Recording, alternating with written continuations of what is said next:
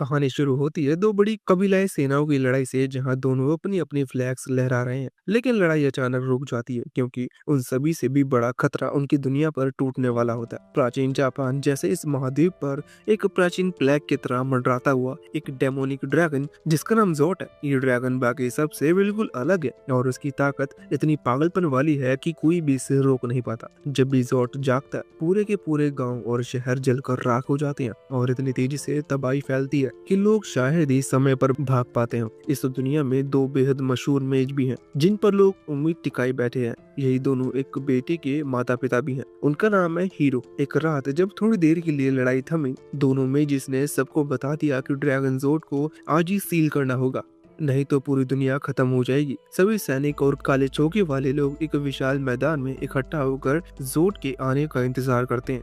जैसे ही सामने बैंगनी चांद निकलता है, हीरो की माँ जो अपनी जादुई ताकत और तलवारबाजी के लिए शहर में मशहूर है, खुद को एक नकली बलि की तरह पेश करती है ताकि जोट को बाहर लाया जा सके। जैसे ही उसके चीखने की आवाज मैदान में गूंजती है, जमीन से दो विशाल पंजे निकलते हैं और एक काली परछाई चारों तरफ फैल जाती है। जोट फिर से जाग चुका होता है। वो गरजता है और सीधा हीरो की माँ पर हमला करने के लिए आता है, लेकिन वो तुरंत अपनी बाइंडिंग मैजिक एक्टिवेट करके उसे जंजीरों में बांध लेती है और तलवार निकाल लेती है। उसी समय हीरो के पिता बाइरो अपने शोल्डर डिस्कस निकालकर अपने असली मेज फॉर्म में आते हैं और सीलिंग रिचुअल शुरू करते हैं। दोनों मिलकर जोट के चारों तरफ विशाल प्रोटेक्शन बबल्स तैयार करते हैं और सब कुछ ठीक चल रहा होता है। तभी बियारो की पीठ में एक तीर घुस जाता है और वो गिर पड़ता है। खून बह रहा होता है, लेकिन वो फिर भी सील जारी रखने की जिद करता है क्योंकि अगर आज जोट नहीं रुका तो वो हमेशा दुनिया को जलाकर राख कर देगा। जोट अपनी पागल ताकत से सीलिंग मैजिक तोड़ देता है और अपना प्रकोप दिखाते हुए बियारो को कमजोर बताता है और फिर हीरो पर हमला करने को बढ़ता है। उसी क्षण बियारो अपनी आखिरी शक्ति का इस्तेमाल करके एक स्पेल चलाता है जिससे उसका बेटा बच जाता है, लेकिन उसी पर एक परमानेंट निशान हीरो और जोट दोनों की छाती पर उभर आता है, जैसे दोनों के बीच किसी अजीब कनेक्शन की मोहर लग गई हो। कुछ ही सेकंड बाद जोट आग की सुनामी छोड़ता है और पूरा मैदान राख में बदल जाता है। सारी सेना पूरी तैयार थी, अब सब खत्म हो चुका था, सिर्फ हीरो बचता है, वो भी अपने पिता के आखिरी स्पेल की वजह से। कई साल गुजर जाते हैं और हीरो अब नौजवान बन चुका है। उसके मन में सिर्फ दो चीजें हैं, अपने पिता से धोखा करने वालों से बदला और जोट को ढूंढकर खत्म करना। वो काले कपड़ों में ढक कर रहता है, पीठ पर एक विशाल तलवार और एक जगह से दूसरी जगह घूमता रहता है। एक दिन वो एक नए शहर के दरवाजे पर पहुंचता है जहां हर आने वालों की चेकिंग होती है। गार्ड उसकी आंखों में देखता है और बिना कुछ पूछे रास्ता खोल देता है। शायद उसने उसके अंदर बियरों की झलक पहचान ली।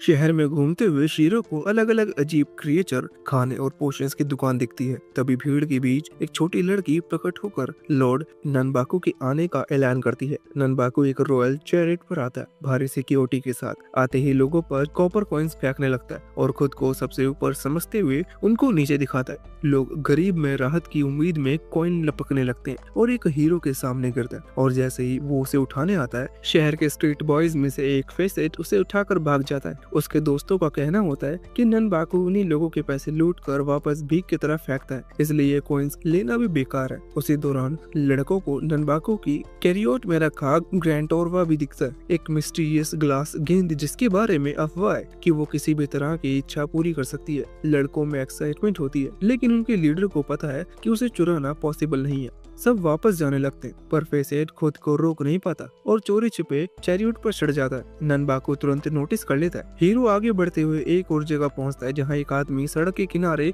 दावा कर रहा होता है कि उसके पास वो रेयर क्रेस्ट है जो प्राचीन हीरो का था, जिसने एक बार जोट को हराया था। वो कहानी को पूरी तरह उल्टा पुल्टा बताता है, पर क्रेस्ट असली लगता है। तभी वहीं स्ट्रीट बॉयज का एक और बच्चा क्रेस्ट चुरा कर भागता है। व्यापारी का बल्कि बॉडीगार्ड उसे पकड़ लेता है और हवा में उठा देता है। व्यापारी उसे सख्त तरीके से पीटने का आदेश देता है। हवा में लुढ़कते हुए उसी पल हीरो आ जाता है और अपनी विशाल तलवार बॉडीगार्ड के चेहरे के बिल्कुल पास टिकाकर खड़ा हो जाता है। उसकी मौजूदगी से ही माहौल जम जाता है। वो क्रेस्ट की कीमत चुकाकर व्यापारी को एक सोने का सिक्का थमा देता है जो असल में कीमत से 2 गुना था। लेकिन जैसी बॉडीगार्ड लड़के को छोड़ता है, लड़का झुंझलाते हुए बताता है कि हीरो ने उसका पूरा प्लान बिगाड़ दिया। वो जानबूझकर पकड़ा जाने वाला था ताकि उसके बाकी साथी दुकान से सामान क्वाइटली चुरा ले। हीरो की अच्छाई की वजह से वो एक बड़ी चोरी हाथ से खो बैठते हैं। हीरो के हाथ में आए क्रेस्ट को टॉमिट अचानक खींच कर भाग जाता है और सीधा सड़क की भीड़ में गुम हो जाता है। उसके बाकी स्ट्रीट फ्रेंड्स भी उसके पीछे पीछे भागते हुए अपने सीक्रेट हाइड आउट में पहुंचते हैं,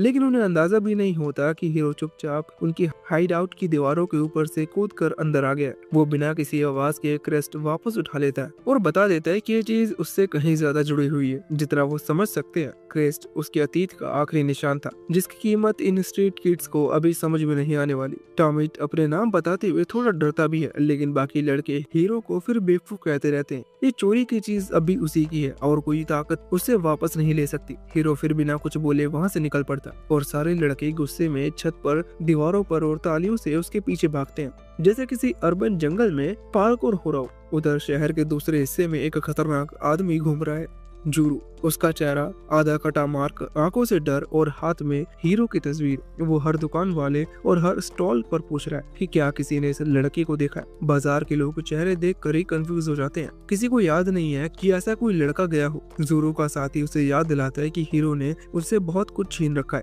और ये वही शहर है जहाँ हीरो सबसे पहले आने वाला था। शहर के दूसरी तरफ नन्बो को अपने महल में एक रॉयल डिनर दे रहा था जहाँ वो अपने मेहमानों को मुस्कुराहट दिखाकर अपने रेयर मैजिक आइटम्स बेचने के लिए दवा बना रहा है। शहर के बड़े लोग समझ जाते हैं कि अगर प्राइसेस और बढ़ गए तो शहर में दंगे भी हो सकते हैं। अचानक एक नौकर गलती से एक महंगा मैजिक जार तोड़ देता है। शहर का मालिक गुस्से से फटने ही वाला होता है, लेकिन ननबाको के बॉडीगार्ड झट से तलवार निकाल लेते हैं और माहौल टेंस हो जाता है। इसी केओस के बीच वो लड़की ग्रैंड्रोवा को दिखाती है और ननबाको को जॉइंट डील ऑफर करती है। आदमी लालच में है पर ननबाको की रेपुटेशन उसे डरा रही है। तभी एक छोटा ड्रैगन टाइप क्रिएचर उड़कर आता है और एक क्रिस्टल को अपनी लंबी जीभ से खींच कर लेता है। उसी समय छत मैजिक से खुलती है और क्रिएचर के साथ साथ पेशाटे भी ऊपर गिर जाता है। अगली सुबह पेशाटे खुद को सिटी स्क्वायर में बंधा हुआ पाता है जहाँ उसका पब्लिक एग्जीक्यूशन होने वाला होता है। तभी हीरो ठीक समय पर आकर पूरी प्रोसेस रोक देता है और सोल्जर्स को आसानी से गिरा देता है। लड़की गुस्से में अपनी लाइटनिंग मैजिक चलाती है, लेकिन हीरो बिना किसी एक्स्ट्रा एफर्ट्स के उसके हर वार को डॉज कर देता है। तभी एक मजबूत आदमी आकर हीरो को बचाता है, वो जरूर है। इसी बीच लड़की ग्रैंड्रोवा उठाती है, लेकिन हीरो बताता है कि ये उसके पिता की चीज थी, जिससे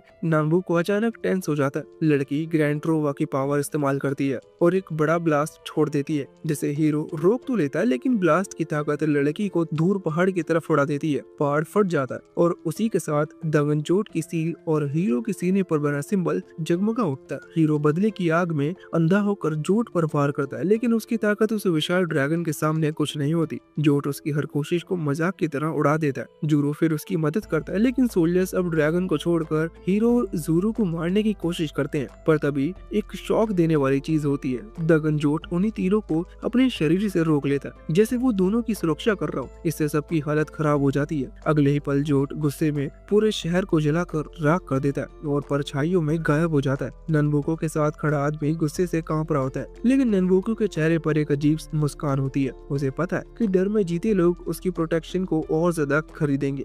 उधर थीव्स की हाइड आउट में हीरो बेहोश पड़ा है। ज़ोरो बाकी बच्चों को पुरानी कहानी सुनाता है, उस दिन जब हीरो के माता पिता ने दगनचोट को सील करने की कोशिश की थी। बफर जोन 3 बड़े किंगडम्स के बीच था और वही चूजन जगह थी। किंग मैट्रिड ने अपनी जान देकर जोट को बाहर निकाला। बैरो ने सीलिंग ट्रेजर का इस्तेमाल किया और छोटा हीरो स्केड मिरर लेकर खड़ा था। टॉप टीयर मेजिस के साथ ये रिचुअल शुरू हुआ, लेकिन जोट की काली आग ने सब कुछ निगल लिया। हीरो बस इसलिए जिंदा बच पाया, ज़ोरो ने आखिरी सेकंड में उसे उठा लाया था।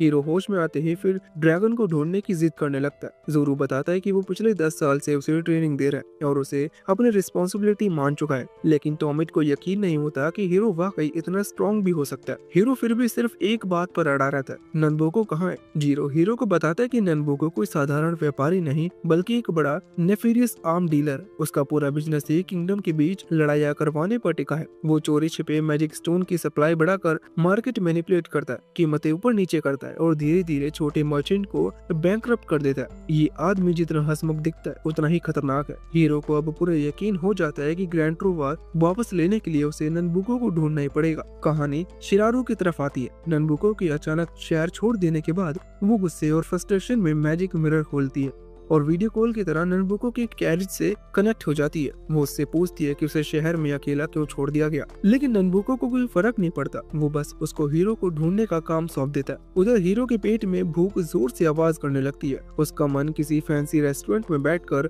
अच्छी प्लेट खाने का करता है, लेकिन पालूपा उसे रिमाइंड करता है कि उनकी जेब में बस थोड़ा सा पैसा है और उसे किसी महंगे रेस्टोरेंट पर बर्बाद नहीं कर सकता। दोनों की ये छोटी सी लड़ाई वहीं के रेस्टोरेंट ओनर सुन लेते हैं, उसी आदमी को जो थोड़ी देर पहले ननबुको वाले सीन की वजह से इन पर पहले से ही चढ़ा हुआ था। तभी अचानक एक कैट ईयर वाली लड़की एरेन आ जाती है। वो बिना कुछ कहे ही उन्हें ब्रांच के लिए इनवाइट कर देती है। हे और बाकी लोग उसके साथ पास के रेस्टोरेंट में जाते हैं, आराम से बैठते हैं और खाना शुरू करते हैं। एरेन उन्हें ऑब्जर्व करती रहती है और थोड़ी देर में अंदाजा लगा लेती है कि ये लड़का वही है, लॉर्ड बारो का बेटा। हीरो और पालूपा दोनों टेंशन में आ जाते हैं, लेकिन एरेन बड़े शांत अंदाज में वहाँ से चली जाती है। जाते जाते वो बिल भी नहीं देती, जिससे पालपू का चेहरा गिर जाता है, क्योंकि उसे पूरा भरोसा था कि ब्रांच ओनर होने वाला है। रात होते होते हीरो और उसके साथी फिर से चोरी के बच्चों वाली हाइड आउट में लौट आते हैं। टॉमिट को ये सब बिल्कुल पसंद नहीं आता, लेकिन बाकी बच्चे अब हीरो को अपना हीरो मानने लगे हैं और उसकी तरफदारी करते हैं। मजबूरी में टॉमिट रहने देता है, हालांकि अगले ही सेकंड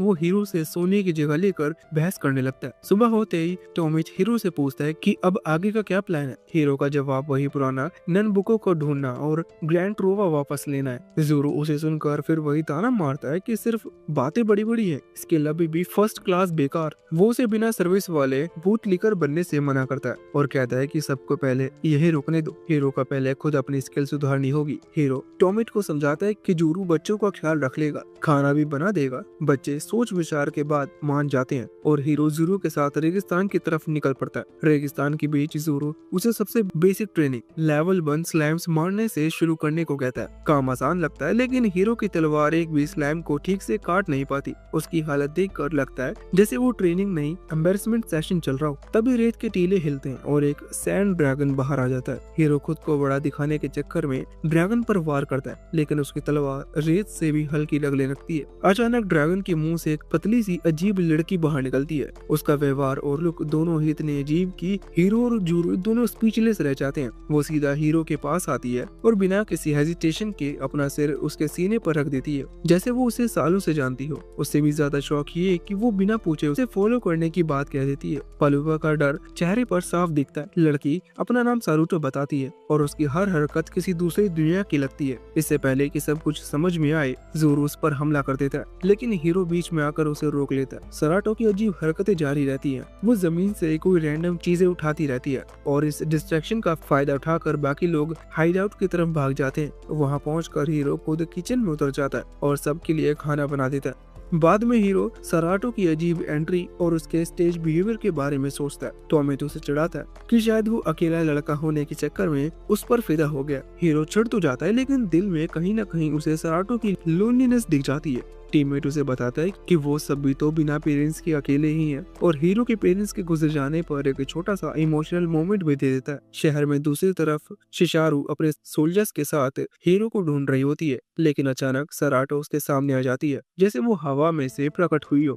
कहानी अब एक फ्लोटिंग पैलेस में पहुंचती है, जहां ननबाकू अपने नए ट्रेडिंग रिपोर्ट्स देख रहा होता है। वो डॉक्टर बहारूपा को नए हथियार वॉर के लिए तैयार रखने का आदेश देता है। ये डॉक्टर किसी अजीब कारण से सराटो की सेफ्टी की चिंता कर रहा होता है, जिससे माहौल और उलझ जाता है। रात होते ही सराटो फिर चुपके से थीव्स हाइड आउट में घुस आती है। टॉमिट की पहली रिएक्शन उसके प्रति अट्रैक्शन होती है, लेकिन उसकी हरकत इतनी अजीब है कि थोड़ी देर में इरेक्शन में बदल जाती है। वो सीधा हीरो को कहती है कि वो जहाँ भी जाएगा उसे ढूंढ लेगी। बात सुनकर अजीब लगती है, लेकिन हिंट थोड़ा क्रीपी भी है। टॉमिट मजाक करता है कि अब हीरो की डेंजन जॉट मारने की जर्नी ऑफिशियली डिले हो गई है, क्योंकि उसके लाइफ में अब लव इंटरेस्ट रह गया। थोड़ी ही देर में हीरो और टॉमिट की कड़वी लड़ाई शुरू हो जाती है, जिसे सराटो खींचकर अलग करके शांत करती है। अगले दिन जोरू और पालापू मार्केट जाते हैं, लेकिन ऑलमोस्ट टूटे हुए हैं। हीरो मीनवाइल फिर रेगिस्तान में पहुंचता है। इस बार सराटो भी था। स्लाइम से फिर प्रैक्टिस करता है, लेकिन इम्प्रूवमेंट नेम की कोई चीज ही नहीं दिखती।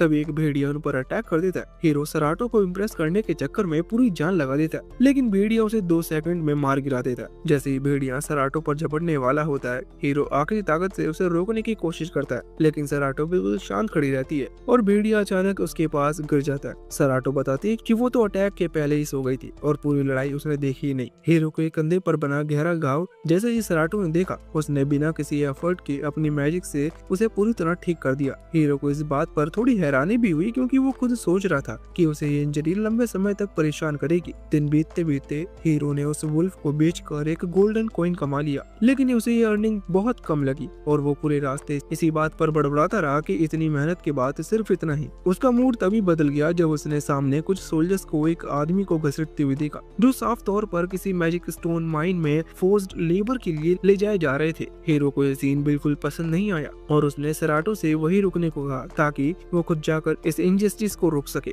लेकिन जैसे ही उसने सोल्जर्स को रोका और उन्हें उस आदमी को छोड़ने को कहा, सोल्जर्स ने उसकी बात को सीरियसली लेने तो दूर उसे बिना मौके दिए जमीन पर गिरा दिया। एक दो बार में ही हीरो पूरी तरह दब गया और थोड़ी ही देर बाद खुद उस आदमी के साथ जेल में बंद पाया। जेल की अंधेरी कोठरी में बैठे उस आदमी ने उसे बताया कि जो भी लोग मैजिक स्टोन माइंस में भेजे जाते हैं वो कभी वापस नहीं आते। ये बात सुनकर हीरो के दिमाग में तुरंत एस्केप प्लान घूमने लगा और उसने अपने पास छिपे फेक बैजेस का इस्तेमाल करने का सोचा। आदमी ने इसे पागलपन कहा, लेकिन हीरो वैसे भी किसी की परवाह नहीं करता। शारी शरू अपनी मैजिक मिरर से उसे लोकेट करने की कोशिश कर रही थी, लेकिन मिरर अचानक बेकार हो चुका था। जैसे ही उसे हीरो की कैप्चर होने की खबर मिली, वो बिना एक पल गवाए पैलेस की तरफ निकल पड़ी। इसी बीच एक अंधेरी गली में टॉमिट भी हीरो को ढूंढने की कोशिश कर रहा था, लेकिन जैसे ही उसने पीछे कदमों की आवाज सुनी, उसने फीक सी आ भरी क्योंकि सरूटो उसे फॉलो करते करते वहां तक पहुंच चुकी थी और उसकी ऑलरेडी कॉम्प्लिकेटेड सिचुएशन को और अजीब बना रही थी। पैलेस के अंदर लॉर्ड की हालत खराब थी क्योंकि ननबुक को फिर उसकी इंटरनल मैटर्स में दखल दे रहा था। लेकिन असली झटका तब लगा जब उसने अपने लेजर गायब मिला, वही लेजर जिसमें उसकी सारी इलीगल एक्टिविटी दर्ज थी। उसे तुरंत समझ में आ गया कि ये टॉमिट का काम है और ऊपर से टॉमिट ने उसे थ्रेटन भी किया कि अगर उसने पॉइजनर को नहीं छोड़ा तो वो ये लेजर पूरे किंगडम के सामने रख देगा। लॉर्ड पर अब दो तरह के दबाव था, ननबुको के इंटरफेसेस और टॉमिट की धमकी, और वो बीच में फंसा हुआ था। उधर टॉमिट और सारूटो प्लेस से बाहर निकलने की कोशिश कर रहे थे, लेकिन अचानक रॉयल गार्ड ने उन पर हमला कर दिया। ठीक उसी समय जीरियो और पल्पा वहां पहुंचे और लड़ाई के बीच लेजर को सुरक्षित करते हुए ऐसा मौका बनाया कि वो सभी मिलकर हीरो और बाकी कैदियों को रिहा कर सकें। अगले दिन हीरो इस घटना से अभी भी एनोयड था और सराटो को अपने पास रहने से रोकने की कोशिश करता रहा। वो सिर्फ ट्रेनिंग पर ध्यान देना चाहता था, लेकिन सराटो उसके विचित्र हरकतों के साथ हर जगह उसका पीछा करती रही। हीरो उसकी वियर्डनेस से इस हद तक तंग आ चुका था कि उसने उसे एक गोल्डन कॉइन देकर कहा कि कम से कम जाकर कुछ खाना खा ले। इसी दौरान सराटो की मुलाकात एरिन से हुई, जिसने उसे एक खास जगह ले जाने का इशारा किया। दूसरी तरफ हीरो स्लैम के साथ मोनोटोनस ट्रेनिंग करते हुए चिढ़ता गया। वो जीरियो से भी रिक्वेस्ट करता है कि वो यहाँ से चला जाए, लेकिन जीरियो ने उसकी बात मानने के बजाय उसे और ज्यादा इंसल्ट कर दिया, जिससे हीरो का पेशेंस और टूट गया। इधर सरूटो एरिन के साथ एक हॉट स्प्रिंग पहुंची, जिसे लेकर कई तरह के हीलिंग रूमर्स फैलती रहती हैं। एरिन ने उसे ये भी बताया कि ये पानी जख्म को ठीक कर देता है, लेकिन किसी मृत इंसान को वापस नहीं ला सकता। लेकिन दूसरे छोर पर शारी शरू दोनों को देख रही थी, जिसकी प्रेजेंस से एरिन का ध्यान भी उनकी तरफ चला गया। दूसरी तरफ टोमुट और पल्पा को एक फ्लेयर मिलता है, जिसमें एक मॉन्स्टर को पकड़ने पर 300 गोल्ड कॉइंस का रिवॉर्ड लिखा होता है। वो दोनों ज़ूरो को साथ लेकर कॉन्फिडेंट महसूस करते हैं और ट्रेनिंग ग्राउंड की तरफ निकल पड़ते हैं, लेकिन वहां पहुंचकर जो नजारा देखते हैं उससे उनकी आंखें फैल जाती हैं। ज़ूरो और हियो तेजी से लड़ाई में आगे हुए थे। लड़ाई के बीच ज़ूरो हियो को हार्श रियलिटी बताता है कि सिर्फ ग्रैंड ट्रोवा पर निर्भर रहने से वो ड्रैगन सोर्ड जैसे मॉन्स्टर को कभी हरा नहीं पाएगा। वो उसे याद दिलाता है कि एक समय में 100 मैजिशियन भी उस ड्रैगन को सील नहीं कर पाए थे, तो अकेले एक पावर लेवल के मॉन्स्टर को नहीं रोक सकती। ये सुनकर ह्यू का फ्रस्ट्रेशन फट पड़ा और उसने गुस्से में ज़ूरो पर हमला कर दिया, लेकिन ज़ूरो की डिफेंस इतनी सॉलिड थी कि ह्यू एक ही पल में जमीन पर गिर गया। पल्पा और टोमोट उसकी तरफ दौड़े और उसे संभालने लगे, जबकि ज़ूरो ने फैसला किया कि वो ह्यू को हीलिंग स्प्रिंग में ले जाएगा ताकि उसकी कंडीशन ठीक हो सके। उसे रास्ते में ननबाको के गार्ड्स उनकी हर मूवमेंट को चुपचाप देख रहे थे, जैसे वो किसी बड़े इवेंट का इंतजार कर रहे हो। ह्यू जैसे हीलिंग स्प्रिंग्स में उतरा, उसे यहाँ बिल्कुल अंदाजा नहीं था कि इस पानी में कितना जबरदस्त पावर छुपी है। हल्की सी गर्माहट उसके पूरे शरीर में फैलती चली गई और कुछ ही मिनटों में उसके नीले पड़े निशान और चोट ऐसे गायब हो गए जैसे कभी थे ही नहीं। ज़ूरो इस शांत माहौल को देखते हुए उसे समझा रहा था कि उनका सफर सिर्फ ट्रेनिंग तक सीमित नहीं है। इस रास्ते में अनगिनत रिस्पॉन्सिबिलिटीज और मुश्किलें आने वाली हैं और हीरो को हर स्टेप पर अपनी डिटर्मिनेशन साबित करनी होगी। इसी दौरान शायद शुरू अपनी मैजिक के जरिए आसपास के मूवमेंट मूवमेंट को फील कर रही थी और जैसे ही उसे हीरो की प्रेजेंस का एहसास हुआ उसने अपनी टीम को आगे बढ़ने का सिग्नल दे दिया। सैनिकों ने एक भारी भरकम हीरो के जैसे स्लीपिंग बीस्ट एक विशाल ऑक्टोपस को जगाया जो अचानक रेज में आकर पूरे एरिया में तबाही मचाने लगा। पानी की सतह टूटकर उछलने लगी और उसके टेंटिकल्स बेकाबू होकर चारों तरफ चीजों को उठापटक कर रहे थे। उसकी एक विशाल पकड़ में सरूटो भी फंस गई जिससे पूरा माहौल और भी क्योटिक हो गया। इस भगदौड़ में एरन पहले ही शहर की तरफ निकलने का मौका ढूंढ चुकी थी क्योंकि वो इस अननेसेसरी मैस में फंसना नहीं चाहती थी। ऑक्टोपस का रैम्पेज इतना तेज था कि वो शारी शुरू सहित किसी को भी नहीं छोड़ रहा था। ज़ोरो ने हालत बिगड़ते हुए देख एक काफी तेज मोमेंटम में आगे बढ़कर सारी एनर्जी एक जगह इकट्ठा की और एक ही हमले में उस मॉन्स्टर को खत्म कर दिया। जैसे ही मॉन्स्टर गिरा थोड़ी दूर पर ही सराटो को ढूंढता हुआ लेक के किनारे पहुंचा और उसे सुरक्षित पाकर राहत की हल्की सी सांस ली। पल्पा और टोमोट ने दोनों को अकेले छोड़ने में ही भलाई समझी और दूर खड़े होकर अपनी अटेंशन दूसरी बातों में लगा ली। जैसे ही मॉन्स्टर की बॉडी को टाउन में लाया गया उन्हें एहसास हुआ कि रिवॉर्ड वाली पूरी घोषणा सिर्फ शारा शीरो की बनाई हुई एक ट्रिक थी ताकि वो हीरो को पकड़ सके। लेकिन हीरो की टीम भी इतनी नेगेटिव नहीं थी। उन्होंने तुरंत प्लान बनाया कि इस मॉन्स्टर को किसी रिच बायर को बेचकर हीरो की आर्मर के लिए पैसे जुटा सकते हैं। पर रियलिटी ने एक बार फिर दिखा दिया कि लाइफ इतनी भी इजी नहीं है क्योंकि जिस आर्मर की हीरो को तलाश थी उसकी कीमत उनकी सोच से बहुत ज्यादा थी। मजबूरन उन्होंने सस्ते चैन मेल से ही काम चलाने का फैसला किया। अगली सुबह ग्रुप की विदाई का समय आ गया। बच्चे हीरो के चारों तरफ खड़े थे और अपनी तरह एनकरेज करने की कोशिश कर रहे थे। टोमेट ने अचानक घोषणा कर दी कि हीरो की जर्नी में साथ चलेगा। बाकी बच्चों ने उसे रोकने की कोशिश की लेकिन टोमेट की जिद किसी पहाड़ की तरह अटल थी। हीरो ने ग्रैंड ट्रोवा वापस लाने की अपनी डिटरमिनेशन दिखाई और सबको भरोसा दिलाते हुए अपने नए साथी के साथ निकल पड़ा। सफर आगे बढ़ते ही एरन उनकी राह में प्रकट हुई। उसने बिना घुमाए फिराए बताया कि यस्टरडे का पूरा मॉन्स्टर इंसिडेंट शारा शिरो की प्लॉटिंग थी और उसकी बातों में छिपी इरिटेशन से साफ था कि उसे इस अननेसेसरी मैस में फंसना नहीं था। लेकिन ग्रीडी नेचर से भरी एरन के पास एक और ट्रम्प कार्ड भी था, ननबाको को एग्जैक्ट लोकेशन दिखाती एक मैप। उसने ये भी साफ कर दिया कि वो तभी जानकारी देगी जब उसे इस पार्टी में जगह मिलेगी। हीरो जैसी प्राइवेटेड चीप स्टेक को इस डील में कोई नुकसान नजर नहीं आया और टीम में एक सुंदर एली बढ़ने से उसके चेहरे पर एक्स्ट्रा शाइन आ गई। उनका सफर ज्यादा स्मूथ नहीं था क्योंकि जल्दी उनका सामना एक मैसिव बर्ड से हुआ जो आसमान में एक काला साया बनकर मंडरा रहा था। टोमोट, पल्पा, सैरोटो और एरन एक बड़े पत्थर के पीछे छुप गए जबकि हीरो ने अपनी पूरी हिम्मत लगाकर उस बर्ड को रोकने की कोशिश की लेकिन कुछ ही पलों में वो उसकी पकड़ में आ जाता अगर ज़ोरो समय रहते उसकी ढाल बनकर न आता। ज़ोरो ने हालत देखते हुए एडवाइस दी कि उन्हें आज रात पास के जंगल में कैंप करना चाहिए ताकि इस बर्ड की नजरों से कुछ दूरी बनाया जा सके। रात के अंधेरे में कैंप फायर की गर्मी धीरे धीरे फैल रही थी लेकिन सरूटो कहीं नजर नहीं आ रही थी क्योंकि वो पानी लेने नदी के किनारे चले गई थी। इस हल्की सी शांति में हीरो ने खुद को वॉलंटियर कर दिया और उसे ढूंढने निकल पड़ा उस उम्मीद के साथ कि शायद उसे उसके साथ कुछ शांत पल मिल जाए। नदी किनारे की हल्की चांदनी में उसने उसे देखा और उसके कदम वहाँ खुद ब खुद धीमे पड़ गए। दूसरी ओर पैलेस में ननबू को कुछ अमीरी क्लाइंट्स को अपनी नई वेपन्स कलेक्शन दिखा रहा था। उसकी हाल ही की इन्वेंशन इतनी प्रभावशाली थी कि क्लाइंट्स ने तुरंत क्रिस्टल के बदले में डील फाइनलाइज कर दी। शारा शीरो अपने मैजिक मिरर से ये सब देख रही थी लेकिन उसकी खुशी थोड़ी देर टिक पाई जब उसने अपने मिरर के जरिए हॉकाई उस बड़े बर्ड की तरफ से हीरो की पार्टी पर हुए अटैक का पता चला। ननबोकू ने उसे बताया कि हॉकाई जंगलों का सबसे शार्प प्रेडिक्टर है और उनकी जर्नी को और कठिन बना देगा। शारा शीरो उसके सामने क्यूट एक्ट करके उसकी अप्रूवल पाने की कोशिश करती रही लेकिन ननबोकू ने उसे साफ आदेश दिया कि वो किसी भी कीमत पर हीरो को ढूंढे वरना वो उसे हमेशा के लिए अपनी टीम से निकाल देगा।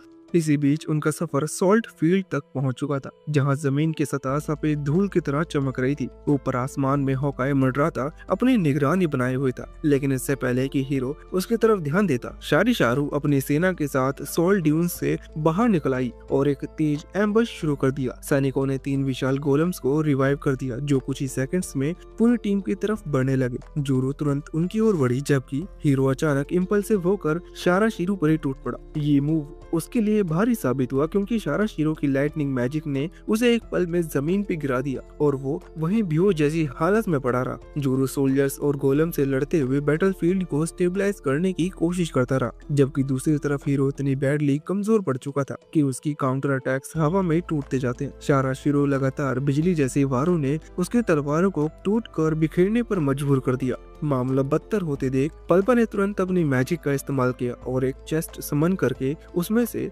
ममा को बाहर निकाला, एक रैबिट लाइक गर्ल जिसे ब्रेवरी बहुत पसंद थी। कंडीशन अनकंट्रोल्ड थी तो पल्पा ने तेजी से सरूटो और टोमट दोनों के चेस्ट के अंदर धकेल दिया। टोमट की चिंता के बावजूद बैटरफील्ड अब धीरे धीरे अपने पीक पर पहुंच चुका था। शाराशिरो हीरो को कॉर्नर कर चुकी थी और ज़ोरू उसे ढाल की तरह बचाने की कोशिश कर रहा था, जबकि आसमान में होकाई मंडराता हुआ नीचे उतरने की तैयारी कर रहा था। लड़ाई जितनी आगे बढ़ती गई, जमीन खुद जैसे कांपने लगी थी। हवा में जादू और ताकत की टक्कर इतनी तेज थी कि आसमान की मिट्टी तक चटकने लगी। इसी बीच ज़ोरू बुरी तरह शाराशिरो के जादुई जाल में फंस गया। शाराशिरो ने बिना किसी रहम के ये साफ कर दिया कि अगर हीरो ने उसकी बात नहीं मानी तो वो ज़ोरू को मार डालेगा। ये सुनकर हीरो के अंदर की सारी गुस्सा, डर और बेकाबू फ्रस्ट्रेशन एक साथ फट पड़ा। उसकी सांस भारी होने लगी, दिल की धड़कन अनकंट्रोल होने लगी और उसकी बॉडी मानो किसी दूसरी एनर्जी से भरने लगी। कुछ सेकंड में ही हीरो का शरीर बदलने लगा, एक खतरनाक ऑलमोस्ट मोस्टर्स रूप में। उसकी आंखों का रंग बदल गया, उसके शरीर से निकल रही एनर्जी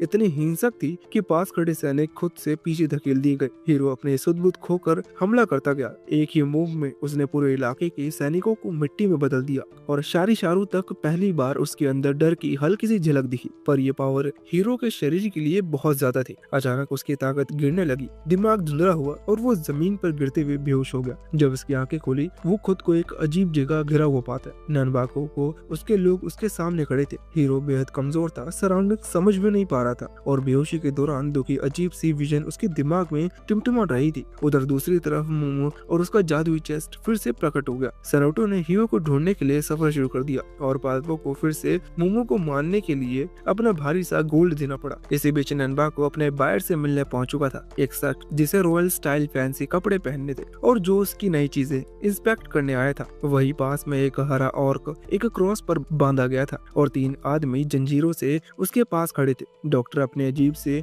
इन्वेंशन में लगा था जब अचानक एक तेज लाल रोशनी फैलती है। कुछ ही सेकंड्स में वो ऑर्क और इंसान एक भयानक क्रीचर में बदल जाते हैं। बायर ये देखकर ऑलमोस्ट इम्प्रेस्ड हो जाता है कि ननबाको इंसानों और ऑर्क को मर्ज करने में सफल हो गया। किसी को नहीं पता था कि वो दूर से ये सब चुपचाप देख रहा था। डॉक्टर खुद सेटिस्फाई नहीं था, उसे लगा था कि क्रीचर और भी स्ट्रॉन्ग होना चाहिए। तभी हीरो सामने आकर ननबाको को सीधा चैलेंज कर देता है। लड़ाई शुरू होने की तैयारी थी, लेकिन एक बड़ी समस्या थी। हीरो के पास उसकी तलवार नहीं थी, फिर भी वो हिम्मत नहीं हारता और ननबाको पर सीधा हाथों से हमला करता है। लेकिन ननबाको सिर्फ एक झटके में ही उसे हरा देता है। हारने के बावजूद हीरो बस एक ही बात बार बार बोल रहा था, ग्रैंड रोवा वापस दे दो। लेकिन ननबाको ने साफ कह दिया कि वो आर्टिफैक्ट उसी का है और कोई उसे उससे छीन नहीं सकता। सैनिकों ने हीरो को पकड़ लिया और ननबाको कैजुअली बोला कि उसे एक खास गैदरिंग में ले जाया जाएगा। उधर ज़ीरो, एरिन और बाकी लोग आपस में सिर खुजाते हुए डिस्कस कर रहे थे कि आखिर हीरो ने दुश्मनों को इतनी आसानी से कैसे निपटा दिया। कुछ देर बाद ज़ीरो, टोमिटा और सेरोटो को एक लग्जरी टेंट में कर दिया जाता है, जबकि एरिन और पल्पा बाहर ही रुक गए थे। बाहर ननबाको अपने बायर के लिए रॉयल स्टार दावत तैयार करने में बिजी था। तब शाराशिरो भागती भागती आती है और अपनी हार की माफी मांगती है, लेकिन सरप्राइजिंगली ननबाको उसे डांटने की बजाय उसकी ताकत की तारीफ कर देता है और एक पूरा बैग भरकर पैसे थमा देता है। शाराशिरो तो लिटरली खुशी से उछल पड़ी। टेंट के अंदर हीरो एक कुर्सी पर बांधा गया था। तभी ननबाको टॉर्चर वाले टूल्स दिखाते हुए अंदर आता है। उसका इरादा साफ था, हीरो के सीक्रेट्स चाहे जैसे हो निकलवाने ही है। उसे सबसे ज्यादा दिलचस्पी इस बात में थी कि हीरो का दग्गन जॉर्ज जैसे हीवल ड्रैगन से आखिर कनेक्शन क्या है। हीरो ने उल्टा सवाल दाग दिया कि एक बिजनेस करने वाले आदमी दग्गन जॉर्ज जैसे विनाशक में क्यों दिलचस्पी रखेगा। इस पर ननबाको हंसा और बोला कि केओस और युद्ध जितना बढ़ेगा, हथियारों की डिमांड उतनी ही बढ़ेगी और उसके प्रॉफिट्स स्काई हाई चले जाएंगे। उसी समय बाहर बायर किसी बात पर भड़क गए और जोर जोर से चिल्लाने लगा क्योंकि उसे प्रॉपर रिस्पेक्ट नहीं मिला था। इसी शोरगुल में हीरो को मौका मिल गया। उसने पैरों की रस्सी तोड़ दी, बैज निकाला और हाथ की रस्सी काटने में लग गया। उधर डॉक्टर अपने सेंसर से सेरोटो की एनर्जी पकड़ लेता है और उसे ढूंढते ढूंढते बाहर निकल पड़ता है। चलते चलते उसे टेंट में हीरो की गंध महसूस होती है और वो बिना सोचे अंदर आ जाता है। हीरो चौंक जाता है, लेकिन उसका हाथ लगभग आजाद होने वाला था। डॉक्टर बार बार सेरोटो के बारे में पूछता जा रहा था। उसे हीरो की एनर्जी सेरोटो की हार्ट बीट के बीच कुछ अजीब सा कनेक्शन महसूस हो रहा था। कुछ ही पल बाद आखिरकार हीरो का हाथ भी खुल गया। डॉक्टर के उलझे हुए सवाल बढ़ते जा रहे थे, लेकिन हीरो अब सब समझ चुका था कि सेरोटो की किस्मत और उसकी अपनी जर्नी किसी न किसी वजह से एक दूसरे से बन चुकी है। डॉक्टर हीरो को ऐसा घूर रहा था जैसे उसके अंदर कुछ छुपा हो, जिस पर बाकी दुनिया का ध्यान नहीं जा सकता। उसे साफ साफ महसूस हो रहा था कि हीरो और सेरेटो के बीच का रिश्ता बिल्कुल आम नहीं है, ना कोई साधारण लड़का लड़की का कनेक्शन, ना कोई आम सी मुलाकात। ये बंधन कुछ और ही कहलाता है, कुछ ऐसा जिसे नानबुको तो क्या बाकी लोग भी नहीं समझ सकते थे। डॉक्टर ने होले से हीरो से विनती की वो सेरेटो की जिम्मेदारी उठा ले, वही जिम्मेदारी जो डॉक्टर खुद उठाना चाहता था, पर हालात ने उसे बांध रखा था। हीरो के मन में डर था, कमजोरी और लगातार लड़ाई ने उसके अंदर एक गहरा खालीपन पैदा कर दिया था। उसे भरोसा नहीं हो रहा था कि वो इस वादे को निभा पाएगा। डॉक्टर और उसकी आंखों में ये डर पड़ गया, शायद इसीलिए उसने अचानक अपनी जेब से एक छोटी शीशी निकाली, जहर से भरी। बिना किसी घुमा फिराव से उसने हीरो को ऑप्शन दे दिया। अगर वो सच में सेरेटो से जुड़ना चाहता है, अगर उसे लगता है कि अब उसका रास्ता यहीं खत्म हो चुका है, तो ये जहर उसका आखिरी एस्केप हो सकता है। एक ऐसा रास्ता जो इसे क्रूर दुनिया से बाहर निकाल कर उसे सेरेटो तक ले जाएगा। हियो पहले हिचकिचाया और एक पल को उसने सोचा, क्या वो सच में इतना टूट चुका है कि मौत को चुने। लेकिन कुछ सेकंड बाद अपने अंदर के तूफान और टूटी हुई उम्मीद के बीच उसने वो जहर पी लिया। टेंट के बाहर अचानक हलचल मच गई। ऊपर से गिरते हुए शीरो को देखकर जीरो का दिल एकदम बैठ गया। उसने बिना कोई सवाल किए सबको तुरंत निकलने का इशारा दिया। अब वक्त सवाल जवाब का नहीं था, हीरो को वहाँ से हटकर सुरक्षित जगह ले जाना था। उधर टेंट के अंदर नानबुको जब वापस लौटा, उसने डॉक्टर को बेपरवाही से खड़ा देखा। नानबुको की आंखों में आग थी। उसे यकीन था कि डॉक्टर ने उसकी अथॉरिटी और उनकी योजनाएं में दखल दिया है, लेकिन डॉक्टर बिल्कुल शांत खड़ा रहा, जैसे उसे फर्क नहीं पड़ता कि नानबुको उसे अभी उसी पल मार दे। नानबुको जानता था कि डॉक्टर को खत्म करना उसे भविष्य में भारी पड़ेगा, इसलिए उसने खुद को रोक लिया। डॉक्टर की आंखों में सिर्फ एक बात थी, सेरेटो की सुरक्षा और हियो की जिंदगी। नानबुको को दिलचस्पी हो गई कि क्या हियो वास्तव में जानता है कि सेरेटो कौन है। उसके चेहरे पर एक ठंडी ऑलमोस्ट डरावनी मुस्कान आ गई जब उसने कैजुअली कहा कि बहुत जल्द सेरेटो को रास्ते से हटा देगा। ये सुनते ही डॉक्टर की आंखें भर आई। वो समझ चुका था कि उसकी जिंदगी सिर्फ एक वैज्ञानिक की नहीं थी, वो किसी के लिए एक पिता जैसा था, और उसकी बनाई दुनिया उसकी आंखों के सामने बिखर रही थी। पुरानी खान वाले इलाके में एरिन सबको आसपास की जमीन, टूटी मशीनों और ताजा खुदाई के निशान दिखाते हुए बता रही थी कि यहाँ काफी समय से मैजिक स्टोन्स निकलते आ रहे हैं। जमीन पर बिखरे पत्थरों में हल्की सी चमक थी, जैसे उनमें से अभी भी थोड़ी ऊर्जा बाकी हो। इसी दौरान सेरेटो हियो के थोड़े करीब आती है और उसे डॉक्टर बरापा की हल्की सी महक महसूस होती है। वही महक जो हमेशा किसी दवा धातु और किसी रहस्यमय चीज के मिलावट जैसी लगती है। ये बात जीरो को सोचने पर मजबूर कर देती है, क्योंकि डॉक्टर की बातें पहले से ही उसके मन में घूम रही थी। धीरे धीरे जीरो को एहसास होने लगता है कि हियो का दिल शायद सामान्य दिल जैसा नहीं है। वो बार बार डॉक्टर की बातों को जोड़ने लगता है। हियो की धड़कन, उसका शरीर अचानक मजबूत हो जाना और वो एनर्जी जो किसी इंसान जैसी नहीं थी, यही उसके मन में ये शक बनने लगता है कि शायद हियो और दंगजोट के दिल किसी वजह से बदल गए थे। वो अंदाजा लगाता है कि यह काम शायद हियो के पिता ने किया होगा, किसी ऐसे समय में जब उनके पास कोई और ताकत नहीं था, या जब उन्हें लगा कि हियो को किसी खास किस्म की ताकत की जरूरत है। इसी वजह से हियो की शक्ति तब बाहर आती थी जब उसकी भावनाएं बहुत ज्यादा बढ़ जाती थी, और तभी वो थोड़े समय के लिए राक्षसी मॉन्स्टर के रूप में आ जाता था। हीरो ये सब सुनकर अंदर से थरथरा जाता है और अपने शरीर से ही अजीब सा डर महसूस होने लगता है, जैसे उसमें कोई ऐसी चीज है जिसे वो खुद भी नहीं पहचान पाता। वो ये सोचकर और टूट जाता है कि अगर उसका दिल दगनजोट से जुड़ा है तो हो सकता है उसकी मौत दगनजोट को भी खत्म कर दे। अपने माता पिता की मौत, घर का उजड़ना और सारे पुराने दर्द उसकी यादों को ताजा कर जाते हैं, और उसी बोझ के साथ वो बिना कुछ बोले बाहर निकल जाता है। जीरो और पल्पा उसके पीछे जाते हैं, लेकिन टोमिटा एरिन को रोक देता है, क्योंकि उसे लगता है कि ये दर्द और ये सफर हीरो को खुद तय करना पड़ेगा। उधर महल में शायद शुरू ननबाकू द्वारा दिए गए पैसों और तोहफों से बहुत खुश थी, लेकिन उसके मन में बेचैनी लगातार बढ़ रही थी।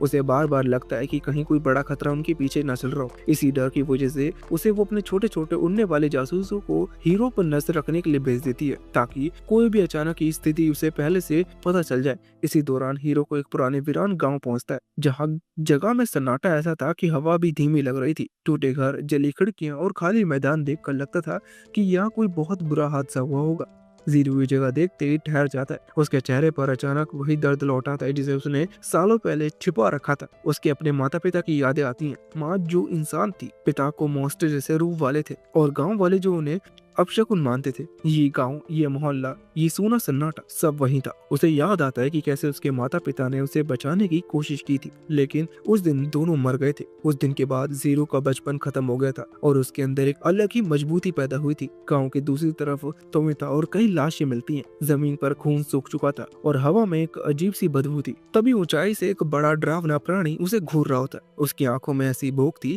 जैसे वो किसी भी पल हमला कर देगा, और कुछ ही सेकंड बाद वो सच में उस पर झपट फट पड़ता है। टोमेटो किसी तरह अपना संतुलन बचाकर भागता है और वापस दोस्तों के पास दौड़ता है, जब उसके पीछे एक इंसान और ऑर्क जैसे मिलते जुलते मॉन्स्टर पूरी ताकत से दौड़ रहे थे। हियो उसे रोकने आगे बढ़ता है, लेकिन उसकी हालत पहले से कमजोर थी। वो मॉन्स्टर फॉर्म में जाने की कोशिश करता है, पर शरीर इतनी जल्दी उसका साथ नहीं देता। उसकी सांसें तेज हो जाती हैं, हाथ कांपने लगते हैं और वो लगभग गिरने ही वाला था। मॉन्स्टर उसके बिल्कुल करीब पहुंच चुका था, लेकिन उसी समय जीरो तेजी से आगे आता है। उसकी चाल में वो ठर्राट और कंट्रोल था जो सिर्फ एक एक्सपीरियंस फाइटर में होता है। वो मॉन्स्टर को एक हिसाब वार में खत्म कर देता है और धीरे धीरे माहौल फिर से शांत होने लगता है। इसी बीच एक पुरानी और अंधेरे वेयर हाउस जैसी जगह में एरिन साराशिरो के साथ ननबुको से मिलने आती है। यहाँ से साफ पता चलता है कि एरिन कोई मासूम या साधारण लड़की नहीं, बल्कि वो जानकारी पैसे के बदले बेचने का काम करती है। वो ननबुको को हियो के अंदर ड्रैगन जोट का दिल होने की बात बताती है। ननबुको पहले इस बात पर भरोसा नहीं करता, लेकिन एरिन की शांति, बिना हिचकिचाहट वाली बातों और आत्मविश्वास देखकर वो उसकी जानकारी को सच मान लेता है। वो उसे एक महंगी चीज देकर साराशिरो को हियो को खत्म करने का आदेश दे देता है, जिससे माहौल अचानक और डरावना हो जाता है। उधर रुकानो गाँव अपनी चमक और रौनक में डूबा हुआ था। छोटे दुकानों के बाहर लाइटें चमक रही थी,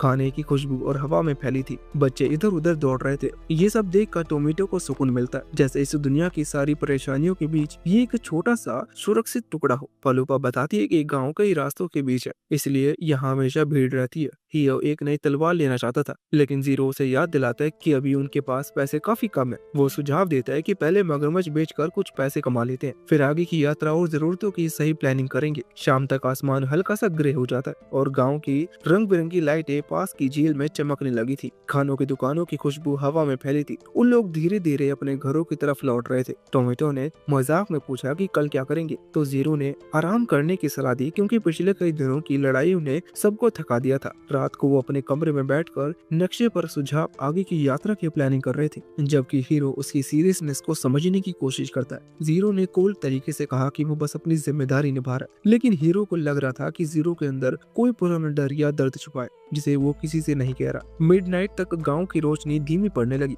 और एक शांत माहौल बन गया, लेकिन तभी अचानक आकाश पर एक भारी डरावना साया फैल गया, जिसने पूरे गांव का माहौल बदल दिया। हवा भारी हो गई, पेड़ों की परछाइयां अजीब सी शेप में बदलने लगी और जमीन हल्की कांपने लगी। देखते देखते वो साया जमीन पर गिरा और धीरे धीरे एक बड़े मॉन्स्टर के रूप में बदल गया, जिस वजह से लोग डर कर चीखते हुए इधर उधर भागने लगे। जीरो के अंदर गुस्सा और डर दोनों आ गया और उसकी नसों में ड्रैगन एनर्जी खोलने लगी, लेकिन जीरो उसे रोकने की कोशिश करता है, क्योंकि हालात उसकी समझ से बाहर हो जाते हैं। मॉन्स्टर के दोबारा हमला करते ही पता चल गया कि वो असली ड्रैगन जोट नहीं, बल्कि किसी मशीन का बनाया हुआ नकली रूप है। तभी साराशिरो अपने सामने आई और बोली कि ये ड्रैगन भारोपा नाम के पागल वैज्ञानिक की बनाई मशीन है, जबकि सैराडो ने बताया कि असली खतरा अभी सामने आना बाकी है। उसी समय महल में भारोपा और ननबुको आराम से बैठकर ये सब देख रहे थे। भारोपा को विश्वास था कि वो हीरो के दिमाग और शक्तियों को आसानी से कंट्रोल कर लेगा, जबकि ननबुको शांत बैठा सिर्फ ड्रैगन जोट को बाहर निकालने के लिए मौका ढूंढ रहा था। जीरो शैडो में फंस गया और ये देखकर हीरो के अंदर की दबी हुई शक्ति अपना कंट्रोल खोने लगी। साराशिरो की बिजली वाली छतरी का वार हीरो पर पड़ा और भारो पहली बार डर गया, क्योंकि उसे पता चल गया था कि हीरो की शक्ति उसकी उम्मीद से कहीं ज्यादा है और सराडू से उसका जुड़ाव पूरी सिचुएशन को और उलझा रहा था। कुछ ही पल में हीरो का ड्रैगन फॉर्म बाहर पट पड़ा। उसकी आंखों में नीली चमक, शरीर पर तेज ऊर्जा की लहर और हवा में कंपन पैदा करने वाली शक्ति ने सबको पीछे धकेल दिया। साराशिरो समेत कई लोग दूर जाके गिरे और टोमेट और साथ सराडू दोनों उसकी ताकत देखकर हैरान हो गए थे। इसी बीच असली ड्रैगन जोट प्रकट हुआ, लेकिन ड्रैगन फॉर्म में हीरो उसे पहचान नहीं पा रहा था और उसने एक बार में जीरो को बुरी तरह घायल कर दिया। इतने कि सराडो के दिल में भी तेज दर्द उठा, जैसे किसी अदृश्य धागे ने उसे जोड़ रखा हो। हीरो की अनकंट्रोलेबल एनर्जी इतनी तेज थी कि ननबुको के कमरे में सभी शीशे अचानक टूट कर गिर गए। धीरे धीरे हीरो की एनर्जी कम हुई और उसका ड्रैगन फॉर्म टूटने लगा और ड्रैगन जोट धुएं की तरह गायब हो गया। ननबागो ने उसी पल समझ लिया कि ड्रैगन जोट तक पहुंचने की असली चाबी हीरो ही है और इसीलिए उसे जल्द से जल्द पकड़ना जरूरी है। हीरो वापस हॉस्टल पहुंचा, जहां जीरो बेहोश पड़ा था।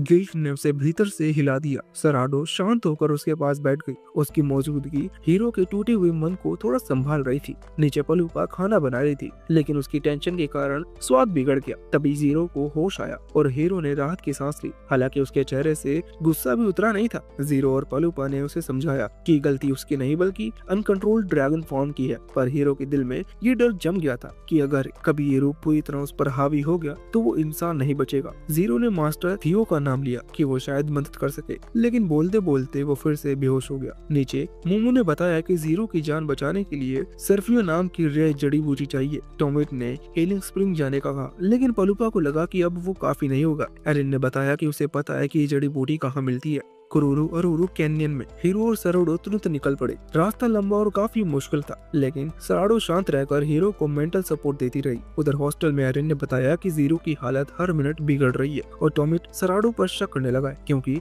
उसका रहस्यमय अतीत और उसका डॉक्टर बहरूपा से कनेक्शन सहज कर रहा था। इसी बीच कैनियन में अचानक एक विशाल मेंढक जैसा मॉन्स्टर ने हीरो और सराडो पर हमला कर दिया। बारिश शुरू हो गई और जमीन फिसलने लगी। सराडो खुद गिरते गिरते बची और उसने हीरो को धक्का देकर उसकी जान बचाई। इसी भागदौड़ में सराडो को सर्फिया का पौधा मिला, लेकिन वो पौधा अचानक एक चमकते हुए कछुए की पीठ पर चढ़कर भागने लगा। हीरो पूरी ताकत से उसके पीछे दौड़ा, जबकि कैनियन में बिजली चमक रही थी और बारिश हर चीज को धुंधला बना रही थी। उसी समय हॉस्टल में बाकी लोग सोच रहे थे कि आखिर ननबुक और ड्रैगन जोट दोनों ही हीरो में इतनी दिलचस्पी क्यों रखते हैं। और एरिन ने बताया कि उसने अपने कम्युनिकेशन डिवाइस से सुना कि ननबुक को किसी भी हाल में हीरो को खत्म करना चाहता है। हीरो कैनियन की अंधेरी बरसाती हवा में उसे चमकते हुए केचुए के पीछे दौड़ रहा है। सराडो उसकी हर कमजोरी और ताकत को महसूस कर रही है और हॉस्टल में बाकी लोग डर रहे हैं कि हीरो की असली पहचान कहीं उससे उसके भविष्य न छीन ले। जब सबको ये पता चला कि हीरो का ननबुको के घर जाना उसकी बाप की विरासत से जुड़ा था, तो पूरे ग्रुप का मूड एकदम बदल गया। ऊपर से खुलासा ही हीरो के शरीर में उसी राक्षस का दिल धड़क रहा है जिसने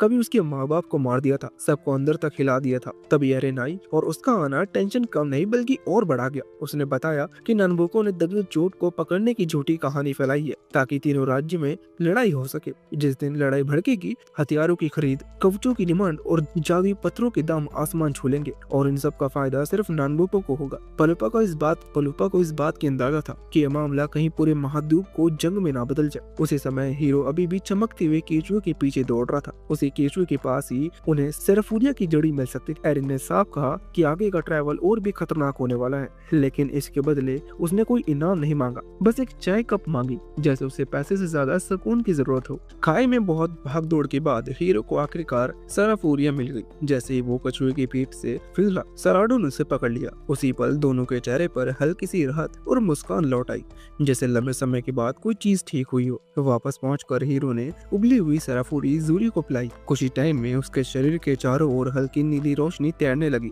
और वो धीरे धीरे होश में आ गया। लेकिन राहत ज्यादा देर टिक नहीं सकी, क्योंकि बाहर टॉमेट चिंता चेहरे के साथ आया और बताता है कि शहर में बच्चों को जबरदस्ती खदानों में लगाकर जादुई पत्थर निकलवाए जा रहे हैं। इससे साफ लग रहा था कि युद्ध अब कभी भी छिड़ सकता है। ट्रैवल दोबारा शुरू हुई तो टॉमेट ने पलूपा से सीधा कहा कि पिछली रात उसने सराडो को रोते हुए देखा था और अब उसे उस लड़की पर भरोसा नहीं रहा। उसे एक अजीब पहले मिली रहस्यमयी लड़की पर ज्यादा विश्वास हो रहा था। वो आने वाले युद्ध से डर रहा था और ग्रैंड ट्रोवा पाने की अपनी अधूरी चाहत उसके दिमाग में घूम रही थी। जीरो ने उसे याद दिलाया कि अभी का सबसे जरूरी काम गुरु थियो को ढूंढना है। इसी बीच रास्ता रोकते हुए एक बड़े प्रतिष्ठा आदमी की एंट्री हुई। जीरो और पलीपा तुरंत सम्मान में झुक गए। पलूपा ने खुद को बारो का नौकर बताया और उस आदमी ने शांत भाव से कहा कि वो खुद ही गुरु थियो है। उनके आने से माहौल बदल गया और थोड़ा सम्मान, थोड़ा तनाव और थोड़ा ईर्ष्या भर गया, खासकर जब उन्होंने सराडो को बेहद नरम लहजे में बुलाया। ये देखकर हीरो के मन में एक चुभन उठी।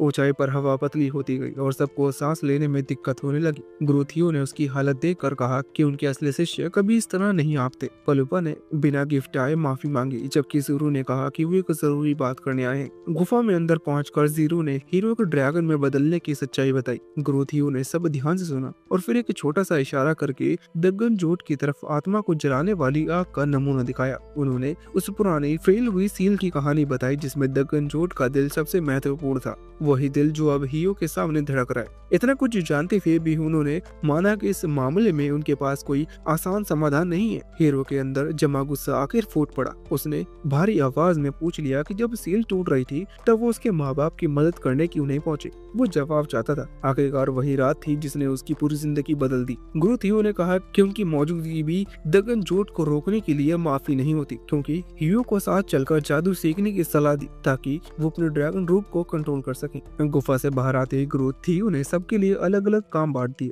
हियो को एक मुश्किल सा काम दिया गया, टेढ़ी मेढ़ी लाइन पर चलते हुए अपने पैरों से सीधा रास्ता ढूंढना। ये उसकी उलझी हुई जिंदगी को समझने का प्रैक्टिस था। इसके साथ एक छोटा मगर गहरा एक्सरसाइज भी थी, एक तस्वीर को मोड़कर फिर उसे सीधा करना, और जो अंदरूनी बदलाव और खुद को समझने का प्रतीक था। उधर पलूपा को ग्रोथियो की बातें समझने में मुश्किल हो रही थी। एरिन महल से लगातार खबरें पकड़ रही थी और उसके मन में युद्ध का डर और बढ़ रहा था। ट्रेनिंग के दौरान पलूपा ने हियो को एक साथ रहने को कहा, लेकिन ग्रोथियो ने अचानक हीरो को सराडू की तस्वीर को हवा में फेंकने को कहा। हियो नाराज हुआ क्योंकि वो तस्वीर उसके लिए खास थी। ग्रोथियो उनकी छोटी छोटी हरकतों को गौर से देख रहे थे, जैसे वो दोनों की बॉन्डिंग की गहराई समझ रहे हैं। उधर जीरू जंगल में शिकार लेकर लौटा, जिसे साफ था कि उसके अंदर अब भी योद्धा वाली आदतें बराबर हैं। ग्रोथियो ने एक छोटा सा पत्थर उठाने में मेहनत करवाकर उसके धैर्य को परखा। सराडो ने गोल्डन कॉइन को कंकड़ समझ लिया, जिसने माहौल को हल्का कर दिया। ग्रोथियो ने हियो को वो पत्थर दूर फेंकने को कहा, और जैसे ही वो फेंका, हल्की सी चमक निकली। थियो को दिलचस्पी उसी पल हुई कि क्षमता और बढ़ गई है। शाराशिरो उधर महल में उदास थी, उसका मन बेहद अशांत था, लेकिन वो कारण नहीं बता पा रही थी। जब कोई नौकर उसके पास आया तो उसने बस चुपचाप सिर हिला दिया, लेकिन अकेले में उसने नैनबागो का नाम पुकारा, मानो कहीं से सहारा मांग रही हो। गुफा के सामने ग्रोथियो ने बिना तलवार के भी तलवार की इनविजिबल एनर्जी यानी कोको ब्लड का प्रदर्शन किया। हियो ने पहले उन्हें गंभीरता से नहीं लिया, लेकिन जब उसने कोशिश की और उसका वार पत्थर पर असली चोट की तरह लगा तो वो खुद भी हैरान रह गया। फिर भी उसे पूरी समझ में नहीं आई कि उसने अभी क्या हासिल किया है। इसी बीच शाराशिरो ननबाकू से मिलने गई, जो अपनी मशीन में डूबा था। उधर ग्रोथियो ने हियो को अंतिम परीक्षा दी। अगर वो कोको ब्लड से उन्हें छू ले तो उसकी ट्रेनिंग पूरी मानी जाएगी। हियो ने जोर से वार किया और ग्रोथियो ने चोट लगने का नाटक किया, जिससे हियो अंदर से खुश हुआ, जबकि असल में थियो ने खुद को एक जादुई सुरक्षा कवच में बचा लिया था। आखिरकार वो मोआट रेगिस्तान पहुंचे। यहाँ तापमान दिन में आग जैसा और रात में बर्फ जैसा था। रेत के तूफानों से लड़ते हुए पूरा गाँव परेशान हो गया। उधर सेंट अमेरिका राज्य में नाइट्स युद्ध तैयारी कर रहे थे, क्योंकि उन्हें लगा कि वेनलॉर्डस और इल्शफेन ने मिलकर डगनजोट को पकड़ लिया है। रेगिस्तान में उनका पानी खत्म होने लगा और पलूपा अचानक एक रेत के गड्ढे में गिर गया। नीचे एक बड़ा अजीब राक्षस घूर रहा था। जीरू ने उसे हिलाने को कहा, मगर पलूपा घबरा गया और नीचे चला गया। तभी अचानक एरिन आई और रस्सी देकर उसे बाहर निकाला। पलूपा बच तो गया, लेकिन एरिन पर गुस्सा बना रहा। एरिन ने समझाया कि वो असली रास्ते से भटक चुके हैं। दूसरी तरफ इश्फ्लेन राज्य में राजा लगातार 3 देश से प्रार्थना में डूबा था। डर था कि 2 राज्य मिलकर उनके खिलाफ मोर्चा खोलना थे। उधर रेगिस्तान में भयानक तूफान उठा और पूरा गांव एक दूसरे से बिछड़ गया। पलूपा होश में आया तो एरिन उसके पास खड़ी थी। उसने कहा कि बाकी सब कहीं खो गए हैं और अगर वो जिंदा रहना चाहते हैं नजदीकी जगह पे पहुंच जाए। वो आगे चल दिए और बेचारा पलूपा मजबूरी में उसके पीछे चल पड़ा। इधर ही और सराडो भी तूफान में खोकर एक दूसरे के साथ रह गए। तेज काटती हवा और रात की ठंड में सराडो का डर साफ दिख रहा था, जबकि हियो खुद भी अंदर कांप रहा था। रेगिस्तान से नहीं, बल्कि उस भविष्य से जिसे वो हर कदम पर और करीब आता महसूस कर रहा था। अगली सुबह रेगिस्तान की ठंडी हवा में सबसे पहले एरिन और पलूपा की नींद खुली। पलूपा ने देखा कि उसके पास रेंग रहा एक छोटा सा कीड़ा अपने शरीर पर ओस की बूंद जमा कर रहा था, जैसे वो पूरी रात इस तरह पानी इकट्ठा करता रहता हो। इस तरह से तकनीक को देखकर पलूपा ने खुद भी करने की कोशिश की, लेकिन सूखी हवा और उसकी अनाड़ी हरकतों के कारण वो कर नहीं पाई। इसी समय थोड़ी दूरी पर ही वो कांपता बैठा था। उसका गला सूख चुका था और उसकी आंखें धुंधली हो रही थी। उसे पानी की सख्त जरूरत थी, लेकिन कहाँ जाना है ये अभी समझ में नहीं आ रहा था। अचानक सराटो ने हवा में हल्की सी नमी की गंध महसूस की और वो बिना कुछ कहे अपने कपड़े उतारने लगी, जैसे उसके शरीर को पता चल गया हो कि पास ही कोई वाटर सोर्स है, और वो उस दिशा में चल पड़ी। उधर रेगिस्तान के दूसरे हिस्से में जोरू टोमोटो को अपनी पीठ पर उठाए आगे बढ़ रहा था। दूर रेत के बीच उसे 2 छोटी सी आकृतियां दिखाई दी, एरिन और पलूपा। थोड़ी कोशिश के बाद सब एक दूसरे तक पहुंच गए और लंबे समय बाद समूह एक साथ खड़ा था। इसी बीच सराटो अपने शरीर पर जमा होती ओस की बूंद को सावधानी से इकट्ठा करने लगी, मानो वो खुद ही एक चलता फिरता पानी का सोर्स बन गई हो। थोड़ी देर बाद उसने ये नन्ही सी बूंद हीरो को दी और उसे पीते ही हीरो के मन में अचानक अपनी माँ की धुंधली यादें लौट आईं। जबकि सब थोड़ा संभल रहे थे। कुछ ही दूरी तय करने के बाद आखिरकार वो मरु पहुंचे, जहां हरी झाड़ियों और ठंडी हवा ने उन्हें थोड़ी राहत दी। जोरू ने टोमोटो को पानी पिलाया और कुछ ही घूंटों में उसका चेहरा रंगत ला उठा, लेकिन यह राहत ज्यादा देर तक नहीं चली। अचानक हवाओं में एक अजीब सा महसूस हुआ और सामने उन सबके बीच शाराशिरो आ गई, अपने आधे इंसान आधे जादुई वाले फॉर्म में। उसके चेहरे पर बेचैनी और गुस्सा दोनों थे। इससे पहले कि कोई समझ पाता, वो सराटो की तरफ झपटी और उसे दूर फेंक देती है, और अगले ही धड़कन में सबकी आंखों के सामने हीरो को अपनी पकड़ में लेकर आसमान में गायब हो गई। रेगिस्तान की रेत फिर से शांत हो गई, लेकिन ग्रुप के मन में एक तूफान उठ चुका था। उसी समय दो तीनों राज्यों की सेना अपने अपने शिविरों को फाइट के लिए तैयार कर रही थी, जैसे कोई बहुत ही बड़ी वॉर होने वाली हो। होश में आते हीरो खुद को ननबाकू के विशाल ठंडे महल में पाता है, जहाँ दीवारों पर चमकती मशीनों और घूमती चक्कियों के बीच ननबाकू उसे अपने प्लानों के बारे में बताता है। उसने बेपरवाह अंदाज में कह दिया कि 10 साल बाद फिर से दगनजोट को जिंदा करेगा और दुनिया सारी जादुई ऊर्जा अपने कब्जे में ले लेगा। हीरो का गुस्सा अब उबल रहा था, लेकिन ननबाकू की आवाज में ऐसी ठंडक थी कि वो उसे और ज्यादा भड़का रहा हो। उसने दावा किया कि अब ग्रेट ट्रोवा उसी का है, नियम से, ताकत से और चालों से भी। गुस्से में अंधा होकर हीरो ने तलवार निकाली और पूरी ताकत से ननबाकू पर हमला कर दिया, लेकिन सामने वाला उसकी हर कोशिश को ऐसे रोक रहा था जैसे किसी बच्चे के हमले को रोक रहा हो। कुछ ही पल में हीरो को इस समझ में आ गया कि ननबाकू को हराना उतना आसान नहीं जितना उसने सोचा था। इसी बीच ननबाकू ने एक ऐसा सच निकाला जिससे हीरो का दिल दहल गया। उसी 10 साल पहले पुरानी बर्बादी में, उसके माता पिता की मौत में और दिल बदलने वाली प्रोसेस में उसी का हाथ था। उसने कहा कि फैसले तो लॉर्ड बैरो ने लिए थे, लेकिन हाथ उसने अपने थे। ये सुनकर हीरो के भीतर एक काफी तेज आग जाग उठी।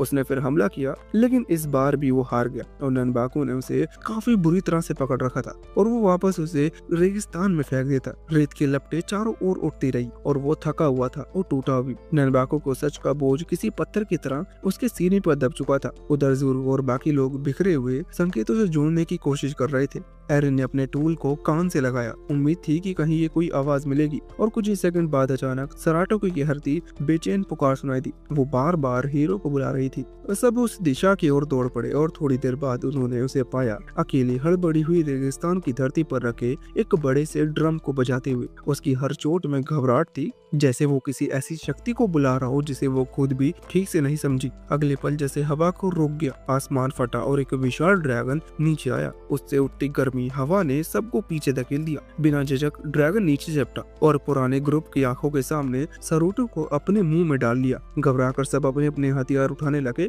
लेकिन सराटो की कमजोर मगर साफ आवाज ने उसे कह दिया। वो ड्रैगन के भीतर से उन्हें शांत कर रही थी। वो कह रही थी कि ये रास्ता है, ड्रैगन उन्हें हीरो तक ले जाएगा। ये इमेज सभी के मन में डर के साथ साथ एक अनजान विश्वास भी छोड़ गया। और तभी पलुपा को याद आया कि उसने सराटो को पहले भी एक ड्रैगन के साथ देखा था। इस रहस्य ने उसके मन में और सवाल खड़े कर दिए। वो कौन है, क्यों है, और हर मोड़ पर ड्रैगन उसके साथ मौजूद रहते हैं। हीरो के सामने जब सराटो उसकी जगह अपना जीवन छोड़ते हुए गिर पड़ी, उसके भीतर जैसे दुनिया ही टूट गई हो। दिल के अंदर जमी हुई सारी बेचैनी, डर और अपराध एक ही पल में फट पड़े और सराटो को ठंडी पड़ती सांसें महसूस करती उसका दिल किसी पत्थर की तरह भारी हो गया। वो उसे पकड़कर हिलाना चाहता था और रोना भी चाहता था, लेकिन समय उसके दुख का साथ देने वाला नहीं था, क्योंकि ननबाकू अपने सबसे भयानक शक्ति को छोड़ने के तैयार में था। एक ऐसी काली आग जो हर चीज को राख बना देती। जमीन कांप रही थी, हवा जहरीली सी लग रही थी और महल का हर पत्थर जैसे किसी अंत की घोषणा कर रहा था। लेकिन इसी अंधेरे में हीरो के भीतर एक नया साहस जागा, जैसे उसकी आत्मा ने खुद उसे पुकार कर उठाया हो।